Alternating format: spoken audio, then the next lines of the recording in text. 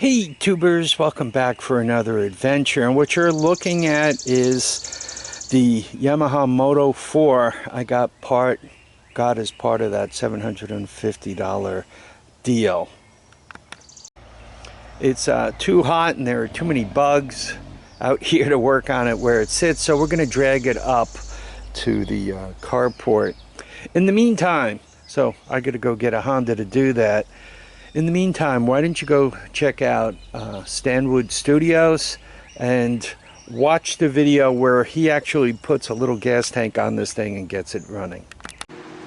This Honda 4Trax 300 has been sitting out here since I built this carport, so it's been out here for months. I just cleared off the seat, keys on, choke on. Cold start, right? Let's see how she does. Oh God, you gotta love a Honda. I also left the gas on, which is not the best thing in the world to do.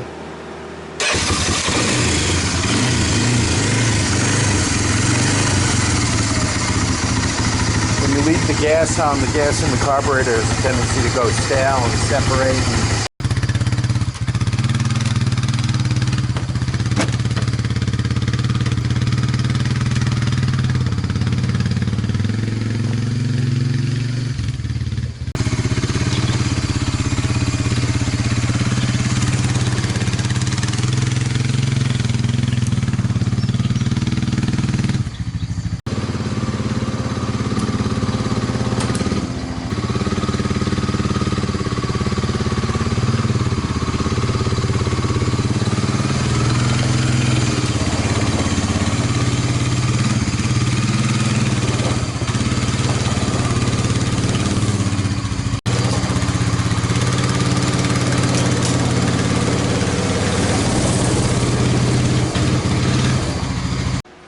Okay, it would have towed a lot easier if it was in neutral and if there was air in the tires.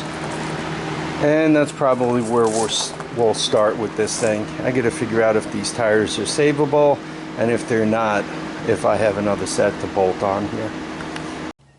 Getting started on the Moto4 250 today, Yamaha. First thing I did was I looked for the VIN and found it right there. Right, you can see it's in front of the motor on the frame on the left hand side of the machine, and 10th digit is a K. So this is a 1989. While I was crawling around underneath there looking for the 10th digit, the VIN number, I looked over the frame. There are no cracks. This thing is very well made, very heavy. You can even see it's got one of those high-low range reverse transmissions. This is like a tractor trailer. I mean, it is just one heavy built monster. So that's good. I also noticed the plastic's in real nice shape. And other than this tear in the seat, it's just all around good. No cracks. The racks aren't all bent up. It's really in nice shape. This truly is a barn find. It wasn't kept the driest in that barn, and it was right on the ground because the tires appear to be dry rotted, but it's in real nice shape. I don't know if the speedo works, but it's intact, right? The keys here. Just quickly on the tires, it has what I'm going to call matched tires. All four are Dunlops, and I'm thinking they might be original, right? They might be original, which means this machine, I just don't think it has a lot of hours on it. I think it's in pretty decent shape. This is banged in a little bit. These things aren't meant for pushing over trees, by the way, even though this thing might be a truck. Please don't push over trees. It'll damage it. The thing, even though the tires are a little low, it does appear to be sagged down, like something might have been stored on the back of it This is also kind of pushed down right here. So I'm wondering if they didn't have an object on it for a whole bunch of years. Once again, 1989, that makes this what, 22 years old? Is that my math, or is it 32 years old? 10 years and then another 21. Yeah, this machine is 32 years old. It's probably older than some of the people watching this video.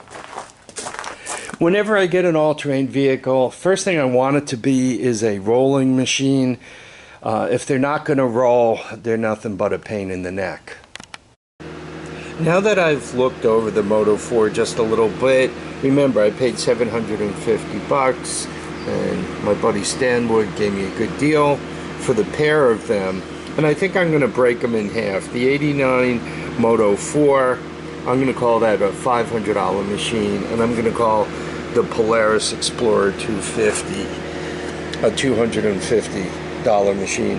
First thing I want to do is get the Moto4 rolling, and that could cost me anywhere between $25 and $250. New tires are going to be about $60 each, right? Then I got to get them hung on the rims, hope that they hold air and don't have to pop for tubes. If I have to pop for tubes, it's going to crowd closer to $300. You also see $25 there. I'm going to start by trying to slime the tires, and particularly I'm going to try to slime the front tire here. I have 3 flat tires. That's the only tire that holds air. The other 3 are flat. Normally, my experience is like 1 out of 3 tires that you slime actually come back to life, and I'm really hoping this one comes back to life. Replacing the back tire is a lot easier. I could probably do it from something in the Horde. Replacing this guy really means I gotta replace both fronts. Anyway, I'm going to pull the tire off and we're going to see what we can do with it. Yeah, not difficult to get the wheel off, right? Spin the lugs out.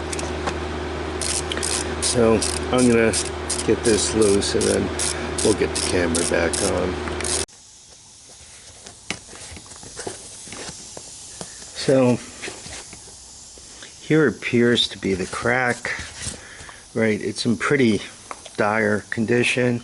I think I'm going to try some slime. My experience has been if you get the wheels off the all-terrain vehicle, get slime in it, and then kind of turn them around to where your slime gets to where the leak is, it works better. Especially for stuff that when you got cracks along this area like this guy here. But these tires look pretty shot. I don't know how successful I'm going to be. Something else of note, those drum brakes, I mean, they're bigger than I've had on some cars. Very well made.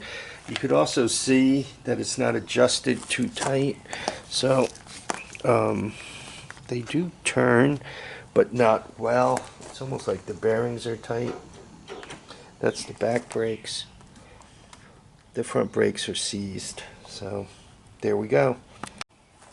So I slimed the tire up and I turned it about such that the slime would follow gravity to the leaky spot. You could see there's like a couple of spots where it kind of filled in the holes. The tire seems to be holding air. I'm not hearing anything. So I'm going to put it back on and hope for the best.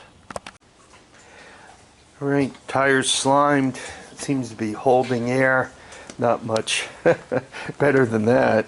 I think I'm going to jack up the back of this, get these back wheels off, see if they could be saved, and then whether I'm going to replace them or save them. Put air in it. You guys can see this is pretty cracked up too. I think the slime will work. But boy, these are just ugly. I also dug up. I have 4 of these. I got them from Kevin on another deal. Problem is, these are for a golf cart, And if you look at the lugs, they just miss fitting. These are supposed to be 110s. I don't know, golf carts, what are they, 105s or 115s, something like that. They look like they're 5 or 10 mils out. Probably they're 120s, right? Anyway, probably I'm going to slime these up and put them back on. While I have the tire off, this is also where the battery is. I think I'm going to see if we can't put a jump pack on this and see what the lights look like and so forth. The jump pack is all hooked up here, right? Double check yourself. And so it's on. By the way, this thing came with a Yamaha key. Always love to see that. Oh, we got a neutral light. That's a good sign.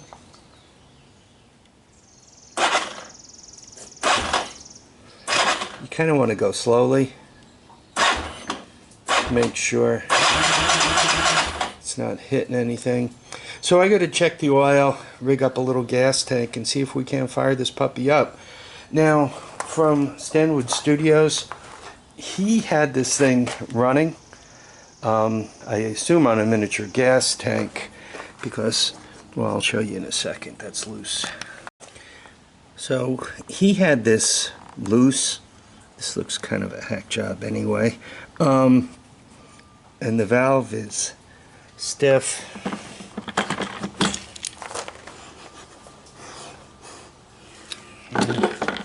Gas doesn't smell good, but I've smelled a lot worse.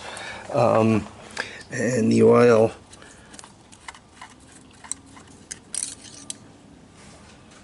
you guys can see that it's full, and it actually looks pretty good.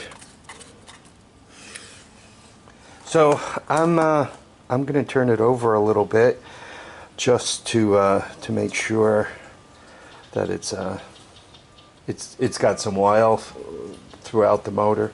So that's what I'm going to start out by doing. Then I'll rig up the little gas tank. Hopefully this thing will fire right up. I'm also going to jack it up, pop it into gear. Let's see if we can get something out of the speedo. We have our intravenous gas line. I'm using 50-to-1 chainsaw oil, so to speak, and I put about 2 bowls worth in the intravenous bottle. It's just sucking it all in. I think the float's stuck, so I don't want to put too much gas in there and flood it out like crazy. I'm going to set up the camera. Obviously this carburetor is going to have to come off. Looks like a little puny thing.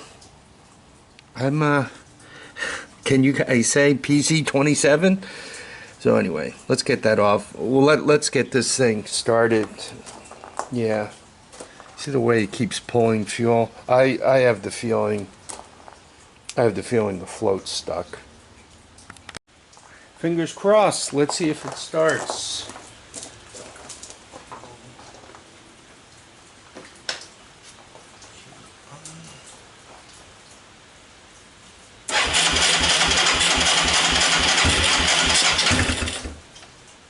Sounds good.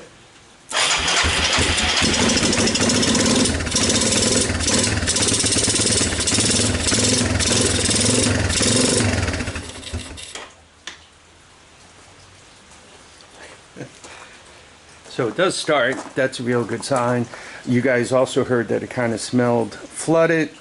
I don't see any smoke. I think this engine's in real nice shape. Now let's check out the speedo. Alright, let me make sure the wheel's not touching the ground. Good. Guess it would not be nice if this thing leaped forward and crashed. Alright.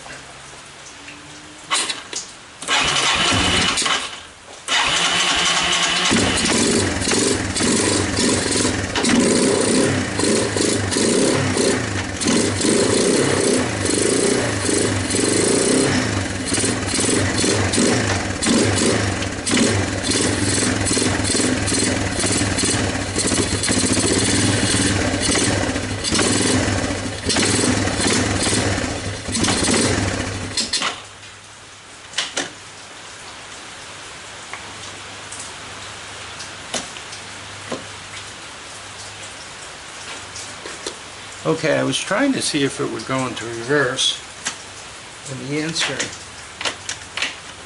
was no. There's kind of a lockout that you need to squeeze, and I gave it a little bit of a squeeze, and it didn't seem, well, actually it wouldn't increment, it wouldn't move, so I'm gonna have to free that up.